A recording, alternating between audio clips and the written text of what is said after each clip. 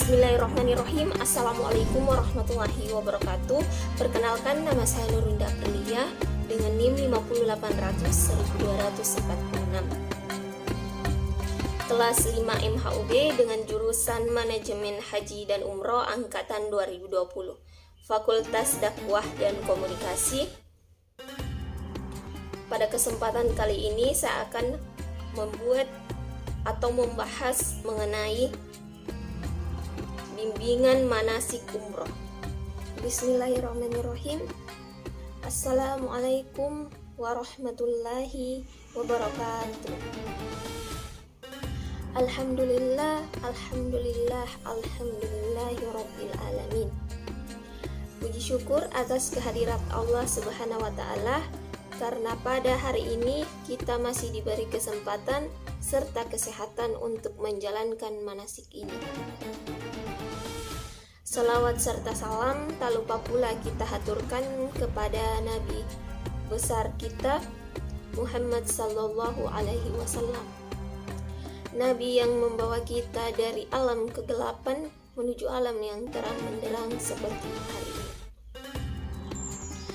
Baiklah, untuk para jamaah manasik hari ini, sebelum kita memasuki inti pembahasan, kita harus mengetahui apa itu ibadah umroh. Kita sebagai agama Islam tentunya tidak asing lagi yang namanya ibadah umroh. Ibadah umroh adalah ibadah haji kecil yang bisa dilakukan bersamaan dengan hari raya haji atau di waktu lainnya kecuali waktu yang dimakruhkan. Adapun manfaat dari ibadah umroh yang pertama yaitu diberkahi oleh Allah Subhanahu wa taala. Orang-orang yang melakukan ibadah haji dan umroh akan senantiasa diberkahi oleh Allah Subhanahu wa taala. Sesuai dengan ucapan Rasulullah sallallahu alaihi wasallam yang berbunyi, mereka yang datang dan melaksanakan ibadah haji atau umroh di Makkah, maka mereka itu adalah para tamu Allah. Karena mereka mendatangi rumahnya dan memenuhi panggilannya. Oleh karena itu Allah Subhanahu wa taala akan mengabulkan doa mereka. Adapun manfaat yang kedua menjalani ibadah umroh yaitu penebus dosa-dosa kita. Ibadah haji dan umroh juga bisa menjadi salah satu media penebus dosa. Hal ini seperti sabda Rasulullah sallallahu alaihi wasallam, sekali umroh merupakan penebus dosa yang telah dilakukan hingga umroh berikutnya. Jadi bagi Anda yang ingin menebus dosa-dosa kita, sebaiknya kita melaksanakan ibadah haji dan umroh. Untuk kalian para jamaah yang bisa mengikuti perjalanan umroh pada hari ini sangatlah beruntung. Mengapa sangat beruntung? Karena kalian adalah pilihan Allah Subhanahu wa taala. Banyak loh orang yang kaya di luar sana tapi belum mendapat panggilan umroh oleh Allah Subhanahu wa taala. Jadi untuk para jamaah kalian harus bersyukur. Sebenarnya sebelum kita berangkat menunaikan ibadah umroh, sebaiknya kita harus mempersiapkan mental dan fisik. Untuk mempersiapkan mental dan fisik ini, yang pertama-tama yang harus kita lakukan yaitu memperbanyak istighfar, zikir, dan memperbanyak talbiyah. Yang harus kita lakukan yaitu menyelesaikan semua permasalahan-permasalahan yang baik yang ada di keluarga kita maupun teman kita maupun saudara-saudara kita. Yang ketiga yaitu kita harus menyambung silaturahim kepada tetangga, keluarga maupun saudara-saudara yang lain. Apa saja bekal yang harus dibawa oleh jemaah umroh? Yang pertama yaitu mempersiapkan bekal yang cukup untuk kebutuhan selama perjalanan ibadah umroh kita. Dengan itu, adapun urutan tata cara umroh yang harus kita lakukan sesuai sunnah. Urutan tata cara umroh yang pertama yaitu membersihkan diri dengan mandi junub. Sebelum kita berangkat menuju mikat, ada baiknya kita untuk membersihkan diri seperti mandi junub atau mandi wajib untuk menghilangkan hadas. Yang kedua yaitu menggunakan pakaian ihram dan niat dari mikat. Pakaian ihram ini berupa kain yang menjuntai dan tidak memiliki jahitan. Pakaian ihram laki-laki berupa 2 lembar kain yang berfungsi sebagai sarung dan penutup pundak.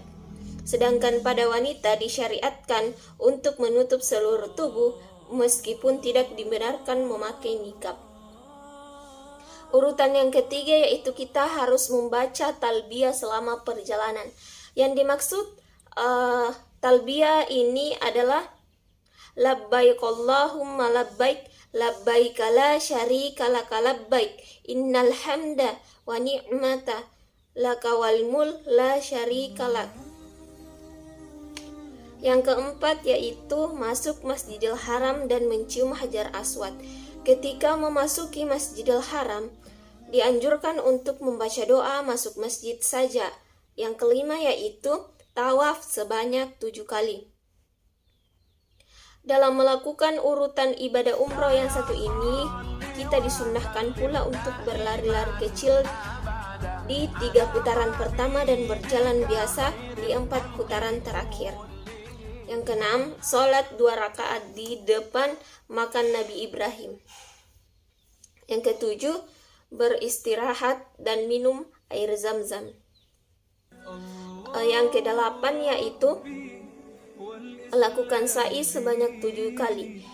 Sa'i dimulai dari Bukit Safa dan berakhir di Bukit Marwah sebanyak 7 kali putaran. Yang terakhir adalah bertahallul. Bertahallul yang dimaksud di sini adalah memotong rambut di Bukit Marwah. Untuk laki-laki itu sebaiknya mencukur rambut sampai habis, dan untuk perempuan memotong rambut minimal 3 helai. Adapun rukun ibadah umroh yakni yang pertama yaitu ihram, yang kedua tawaf, yang ketiga sa'i, yang keempat tahallul, dan yang kelima tertib.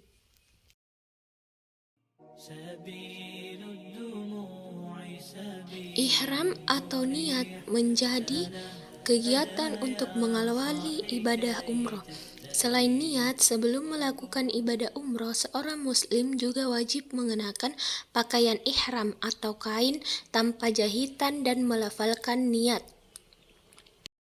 Niat umroh adalah nawaitul umrata wa ahramtu bihi lillahi ta'ala labbaik Allahumma umratan, yang artinya aku niat melaksanakan umroh dan berihram karena Allah subhanahu wa ta'ala. Selanjutnya adalah tawaf. Tawaf merupakan aktivitas mengelilingi Ka'bah sebanyak 7 kali. Tawaf adalah salah satu amal ibadah yang wajib dilakukan para muslimin ketika menunaikan ibadah haji dan umrah. Tawaf terbagi atas 4. Yang pertama yaitu tawaf kudum. Tawaf kudum adalah tawaf yang dilakukan ketika baru sampai di Mekah. Yang kedua adalah tawaf ifadah, tawaf yang menjadi rukun haji. Yang ketiga tawaf sunnah. Tawaf sunnah adalah tawaf yang dilakukan semata-mata mencari ridha Allah. Yang keempat tawaf nazar. Tawaf nazar adalah tawaf yang dilakukan untuk memenuhi nazar. Selanjutnya adalah ibadah sa'i. Ibadah sa'i merupakan berjalan kaki atau berlari-lari kecil bolak-balik sebanyak 7 kali dari Bukit Safa ke Bukit Marwah, begitupun sebaliknya. Adapun makna sa'i. Sa'i artinya berjalan atau berusaha dari kisah di atas. Sa'i dilakukan untuk mengingatkan manusia agar selalu berusaha. Keyakinan Hajar akan mendapatkan pertolongan Allah Subhanahu wa ta'ala. Allah Subhanahu wa ta'ala berfirman, siapakah yang memperkenankan atau berdoa orang yang dalam kesulitan apabila ia berdoa kepadanya dan menghilangkan kesusahan serta yang menjadikan kamu sebagai khalifah di bumi. Adapun tata cara sa'i, seperti disebutkan bahwasanya sa'i dilakukan setelah melakukan tawaf. Nah, tata cara melakukan ibadah sa'i yang pertama yaitu menuju ke Bukit Safa untuk memulai sa'i. Yang kedua, mendaki Bukit Safa sambil berzikir dan berdoa ketika hendak mendaki bukit. Yang ketiga, menghadap kiblat dengan berzikir dan berdoa setiba di atas Bukit Safa. Yang keempat, melakukan sa'i disunnahkan dengan berjalan kaki bagi yang mampu dan boleh menggunakan kursi roda atau skuter matic bagi yang uzur. Yang kelima, memulai perjalanan sa'i dari Bukit Safa menuju Bukit Marwa dengan berzikir dan berdoa. Yang keenam, melakukan sa'i disunnahkan suci dari hadas dan berturut-turut 7 putaran. Yang ketujuh, melakukan perjalanan dari Bukit Safa dan mengakhiri di Bukit Marwa dalam 7 kali perjalanan.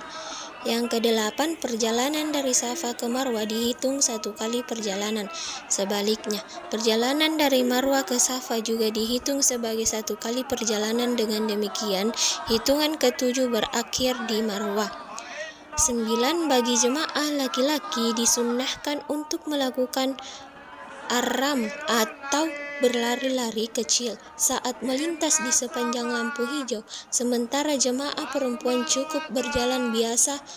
Dan yang ke-10, membaca doa dan zikir di sepanjang perjalanan sa'i dari Safa ke Marwa dan dari Marwa ke Safa. Ke-11, membaca doa dan zikir setiap kali mendaki Bukit Safa dan Bukit Marwa dari ke-7 perjalanan sa'i. Yang terakhir, membaca doa di Marwa setelah selesai pelaksanaan sa'i dan tidak perlu salat sunnah setelah sa'i. Selanjutnya adalah tahallul. Tahallul merupakan salah satu rukun haji dan umroh yang wajib dipenuhi oleh seorang muslim. Rukun ini sangatlah penting untuk dilaksanakan ketika kita melaksanakan ibadah haji maupun ibadah umroh. Tahallul secara bahasa artinya adalah menjadi boleh atau menjadi halal. Sedangkan menurut istilah syara, rukun haji dan umroh ini berarti dibebaskan. Selesainya ibadah umroh ini yang dikatakan tahallul artinya menggunting atau mencukur beberapa helai rambut, minimal 3 helai rambut untuk prosesi tahallul ini.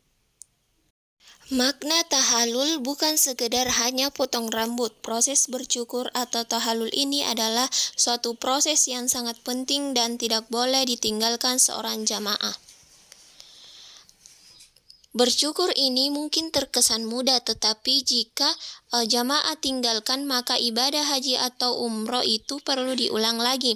Pasalnya ibadah haji yang ia laksanakan dinilai tidak sah apabila tidak melakukan proses tahallul. Adapun tahallul umroh adalah proses rangkaian yang dilakukan ketika seseorang melaksanakan ibadah umroh sebagaimana namanya. Prosesi ini dilakukan setelah seorang jamaah menyelesaikan seluruh proses rangkaian ibadah umroh dengan memotong atau mencukur rambut beberapa helai. Dan yang terakhir adalah tertib.